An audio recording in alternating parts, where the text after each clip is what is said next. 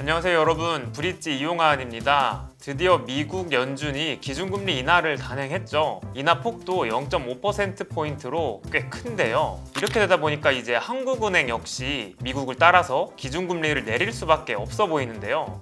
지금 내 집 마련을 하시려는 분들의 고민이 가장 깊을 것 같아요.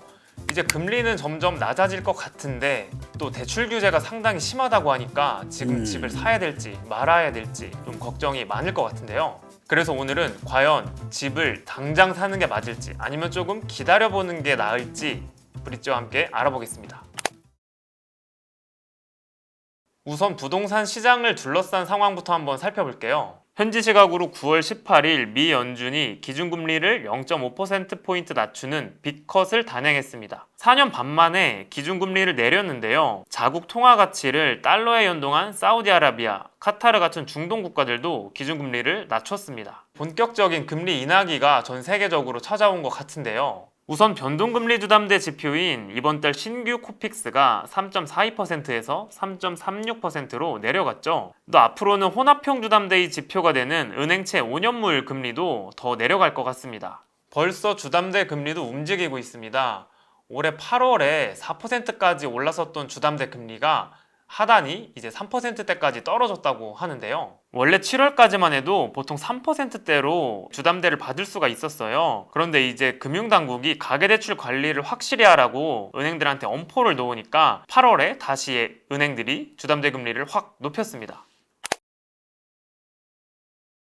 내 집 마련하시는 실수요자분들의 고민이 깊은 이유가 바로 여기에 있죠. 장기적으로 봤을 때 금리가 낮아지는 건 당연한데 당장 어떻게 될지는 모른다는 겁니다. 아직 금융당국이 가계대출 강화 기조를 유지하고 있어서 은행들이 무턱대고 금리를 낮출 수는 없기 때문인데요. 하지만 금리가 낮아질 때까지 기다리자니 그 사이 집값이 더 오르면 어쩌나 하는 걱정도 함께 생기죠. 대출 규제를 강화하고 있다는 점도 부담으로 느끼실 분들이 많이 있을 것 같은데요. 근데 이건 좀 제대로 한번 따져볼 필요가 있습니다. 지레 겁먹을 필요가 없다는 뜻인데요. 우선 스트레스 DSR 2단계가 9월부터 시작돼서 주담대 한도가 크게 깎인다는 기사들이 쏟아졌죠. 하지만 실상은 그렇게까지 감소폭이 크지 않다는 걸 차근차근 설명드리겠습니다. 우선 간단하게 주담대 종류부터 말씀을 드리면요. 크게 변동형, 주기형, 혼합형 이렇게 세 가지로 나눠집니다. 변동형은 금리가 6개월마다 바뀌는 방식입니다. 시장 금리가 바뀌면 변동폭이 클 수 있다는 특징이 있습니다. 그리고 다음으로 주기형을 말씀드리면요. 형식은 변동형이랑 비슷한데요. 금리가 바뀌는 주기가 6개월처럼 짧은 게 아니라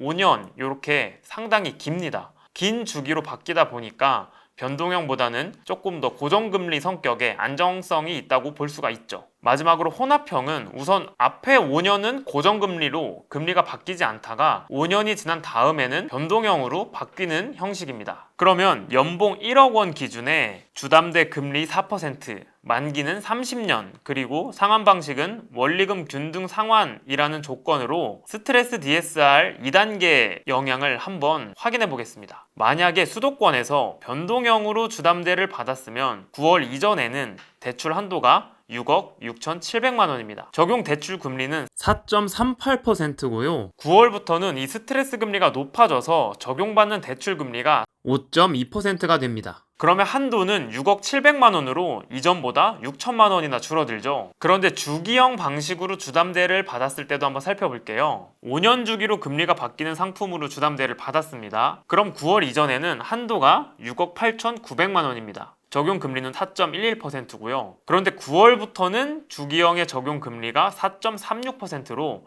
상승폭이 변동형보다는 크지가 않습니다. 한도를 보면 6억 6,800만 원으로 기존보다 2,100만 원만 줄어드는데요. 이 금리가 바뀌는 주기가 길면 길수록 주담대의 상승폭은 더 줄어들게 됩니다. 최근에 신한은행이 10년 주기형 주담대를 내놨는데요. 그러면은 적용받는 금리가 훨씬 더 줄어들게 되겠죠. 물론 일부 은행들이 40년, 50년 만기를 막고 최장 30년까지만 대출을 받도록 해서 한도를 더 줄이기도 했는데요. 그런데 이번 규제는 은행들이 자율적으로 마련한 규제다 보니까 어떤 은행들은 여전히 40년 만기로 주담대를 받을 수 있습니다. 만약에 4% 주담대를 만기 40년으로 받으면 한도는 7억 원을 훌쩍 넘기게 됩니다. 무주택 실소유자분들한테는 신용대출 말고 주담대만 받는다는 가정하에 이번 가계대출 규제가 그렇게 큰 영향을 끼치지는 않을 거라고 말씀을 드렸는데요. 그럼 전문가는 과연 어느 타이밍에 내 집 마련을 추천하는지 한번 들어보겠습니다. 미국 연준의 B컷 단행으로 국내 기준금리 인하가 가시화되긴 했지만 상당량 금리 인하 기대가 이미 선반영됐습니다. 9월부터 스트레스 DSR 2단계 시행, 그리고 금융권의 가계대출 총량 관리 움직임에 따라서 주택담보대출과 전세대출의 문턱이 높아졌는데요. 기준금리 인하에도 불구하고 거래 총량이나 주택가격 상승 움직임은 다소 둔화될 수 있을 것으로 판단됩니다. 수도권 주택구입 대기 수요자라면 4분기 거래 소강 상태의 급매물이라든지 경매, 분양시장을 노려보시면 좋은데요. 정부의 수요 억제책이 변수가 될 수는 있겠지만 2025년에도 수도권 입주 물량 감소나 기준금리 하락으로 전세가 상승과 주요 지역의 매가 상승 추세는 이어질 것으로 판단되기 때문입니다. 강원, 전북 등 일부 지역을 제외하고는 매매가 하락이 연내에 지속될 전망입니다. 올해보다는 2025년 주택 구입을 조심스럽게 검토하시는 것이 좋겠는데요. 연내는 미분양 족체라든지 전세가 하락으로 추가 가격 하락 또는 하향 가격 조정 가능성이 열려있기 때문에 급하실 것은 없어 보입니다. 전문가님 말씀처럼 벌써 서울 아파트 거래량과 가격 상승세가 한풀 꺾인 모습이긴 합니다. 이 추세가 연말까지 이어진다면 무주택 실수요자분들은 서울을 포함한 수도권 아파트의 매수를 한번 고려해보면 좋을 것 같은데요.